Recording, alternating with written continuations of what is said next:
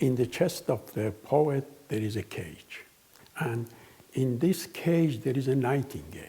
And these nightingales keep singing, living. And that's what makes the poet so creative and so moving. The main theme of my sculptures are poets. Iran is a country of poets.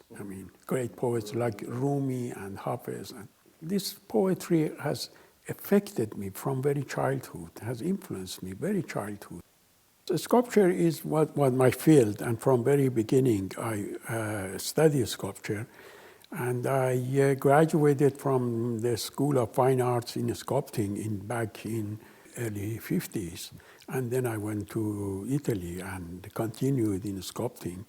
When I went back to Iran, I was teaching sculpting. I was the head of the sculpting department at Tehran University until the revolution. And when the revolution came, of course, they closed my studio, and the sculpting was prohibited. I retired from the school, and then since then we moved to Canada, and I continue. I have built a world of my own, and I am living in that world. I have my own vocabulary, and this vocabulary has caused that I come to certain anatomy that it is just mine. It's not following any of the Western schools. Then, of course, in a sculpture, you cannot define piece by piece what it is.